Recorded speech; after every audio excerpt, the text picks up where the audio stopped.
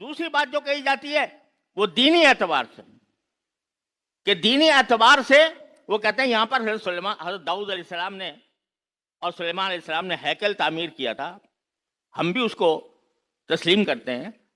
خود قرآن کریم میں اس کا ذکر ہے۔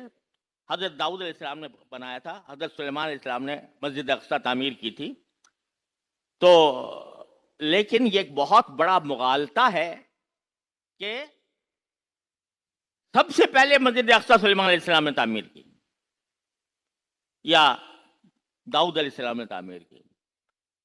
حقیقت میں صورتحال یہ ہے کہ اللہ تعالیٰ نے دو گھر بنائے تھے، ایک گھر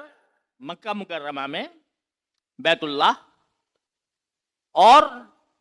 اس کی تعمیر سب سے پہلے فرشتوں نے کی تھی، پھر حضرت آدم علیہ السلام نے کی تھی۔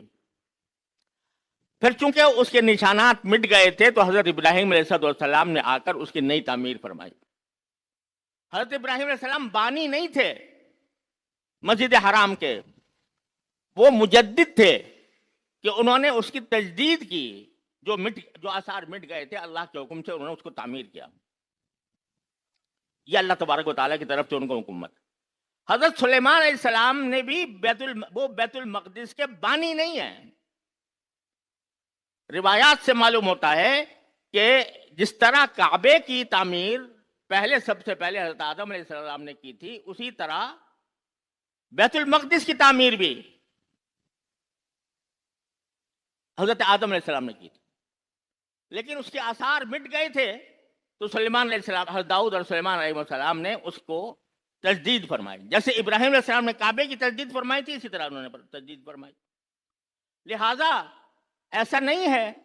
کہ یہ بنی اسرائیل نے تعمیر کی ہو،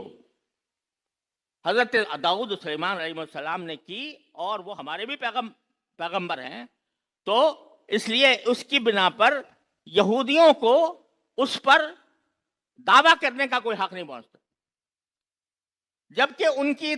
تورات، جس کو تورات کہتے ہیں وہ، یا جس کو عہد نامہ قدیم کہتے ہیں، بلکہ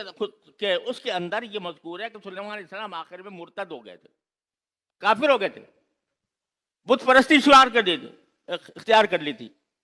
ایک طرف ان کی تورات یہ کہہ رہی ہے، جس کو وہ تورات کہتے ہیں، کہ حضرت سلیمان علیہ السلام مرتد ہو گئے تھے، کافر ہو گئے تھے، بت پرستی کرنی شروع کر دی تھی۔ ایک طرف یہ کہہ رہے ہیں، قرآن نے اس کی تردید کی، وما کفر سلیمان ولکن الشیاطین کفر۔ سلیمان علیہ السلام کافر نہیں ہوئے تھے، لیکن شیاطین کافر ہوئے تھے۔ تو وہ ایک طرف تو کہہ رہے ہیں ان کو کافر، مرتد، بت پرست، اور کہتے ہیں پھر ان کی یادگار جو ہے اس واسطے ہم اس کے حقدار ہیں۔ تو نہ دین سیاسی اعتبار سے ان کا کوئی حق بنتا ہے، نہ دینی اعتبار سے کوئی حق بنتا ہے، لیکن انہوں نے، امریکہ اور برطانیہ نے